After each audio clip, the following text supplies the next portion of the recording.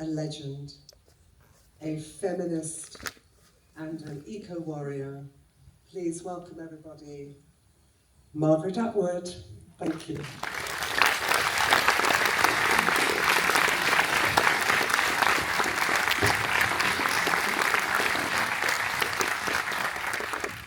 Hello, I'm Margaret Atwood, speaking to you from Toronto, Canada.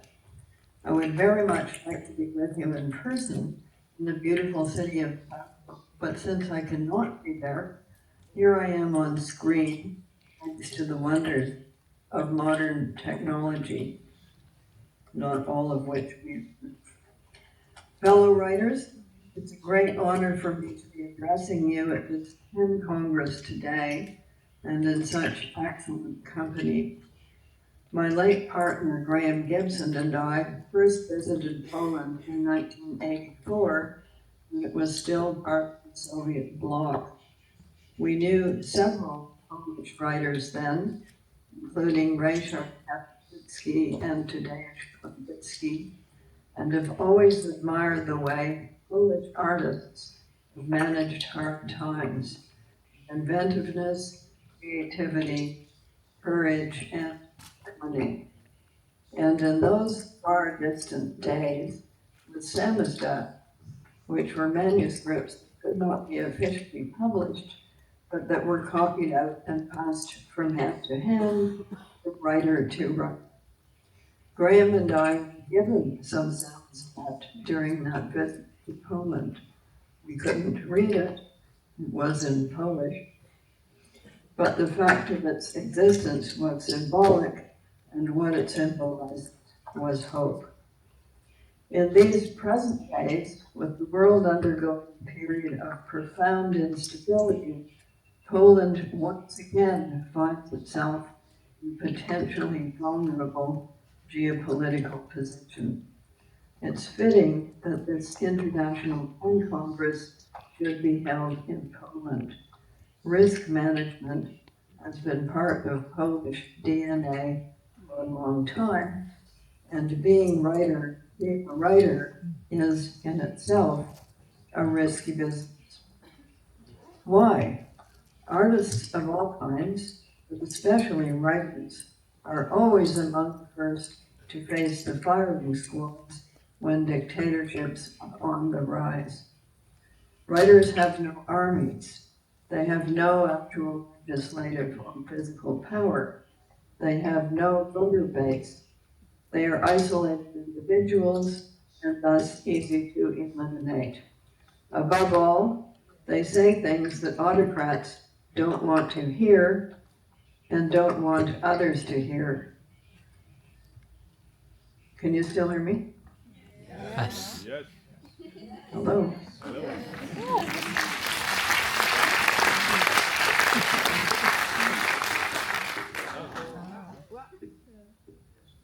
Hello. You can hear me. Okay. Let me see, where was I? Above all, they say things that autocrats don't want to hear and don't want others to hear. This is true whether the autocrat is of the right or of the left, and whether religious or secular. Artists are a threat to such people because their art presents full humanity in all its complexity, the good, the bad, and the ugly. This full humanity is what autocrats wish to destroy in order to replace it with propaganda featuring perfect versions of themselves.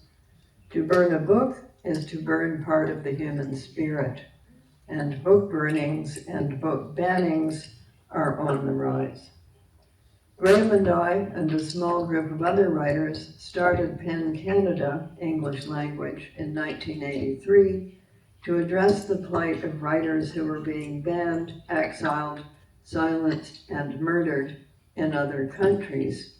Yes, it was happening back then, over 40 years ago. In recent decades, it has spread. Hundreds of journalists have been targeted and indeed killed because journalists report what they see, and they often see what they are not supposed to see. They bear witness. The word martyr means witness. Murdered journalists are martyrs to the truth. In his 1981 biography of George Orwell, George Woodcock said, "Revolutions are not realizations of the idealistic visions of writers. They are socio-political eruptions in which the collapse of an existing structure of power creates a vacuum into which many forces rush. The freedom that may have been the dominant desideratum in the pre-revolutionary period is the first victim of the struggle for power.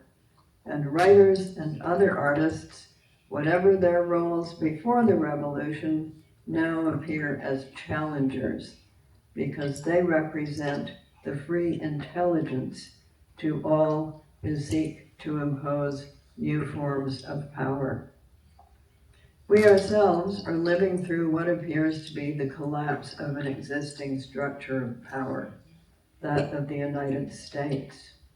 Externally, the U.S. seems to be abdicating its position as the dominant world power. Internally, it appears to be turning its back on its one-time, much celebrated status as an open, liberal democracy, the torch carrier for freedom, a beacon of light to oppressed satellites during the Cold War, and flirting with the very kind of autocracy that it once stood so firmly against. Outside its borders, other countries are no longer doing what it says.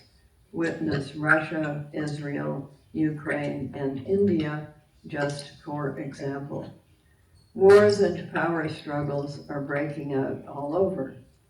And inside its borders, the present administration seems determined to destroy or co-opt American institutions that have been built up over centuries. A fair voting system, a judiciary independent of the executive power, just to name two. The Secretary of Healthcare, for instance, seems to be conducting some weird social Darwinist experiment, survival of the fittest. Let's see who lives and who dies if we remove all protection against deadly diseases. What's the goal? Who even knows?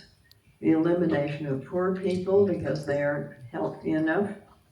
It wouldn't surprise me. The use of the military to intimidate civilians is another signpost. Many countries in mid-century Europe were all too familiar with that. One of the harbingers of autocratic takeovers is an attempt to control writers and artists, either by censoring them and dictating to them what sort of art they should produce. We saw a certain amount of that coming from the so-called academic left in North America and Britain over the past decade, twinned with online mobbing generally known as cancel culture, or by book burning and banning and the intimidation of universities and media outlets, which we are now seeing on a rather large scale in the United States. The levers are money and lawsuits, but these have been quite effective. Most people with jobs are by nature fearful of challenging authority, or at least any authority with the power to fire them. I look back to the French Revolution, the prototype of all revolutions since, and remark merely that one of its first stated goals was freedom of expression, a value it espoused until its leaders gained power.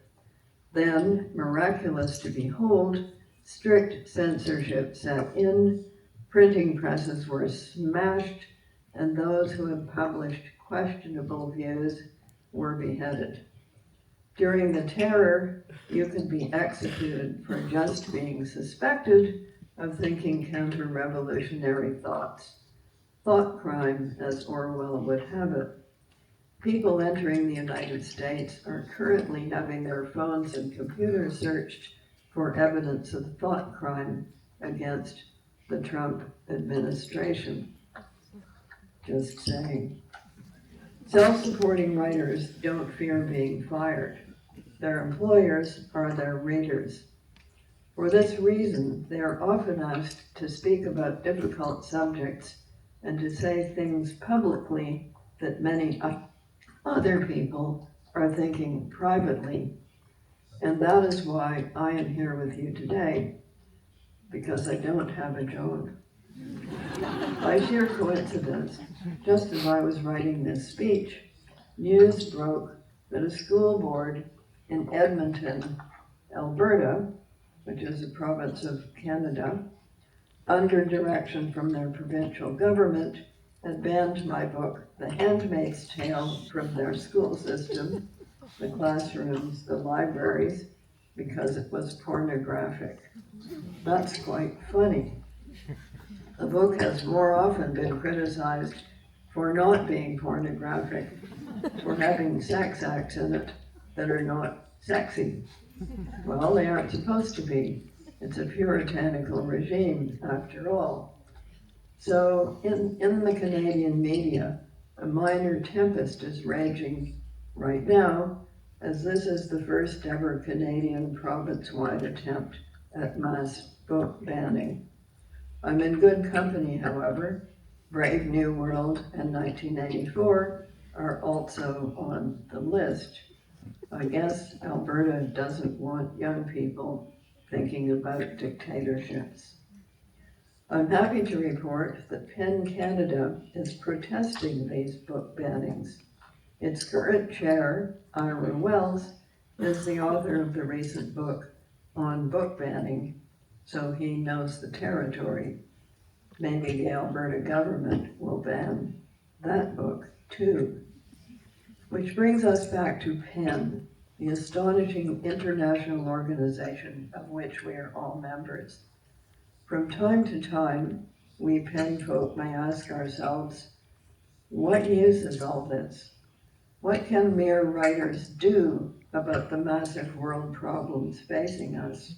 Wars, famines, genocides, climate crises.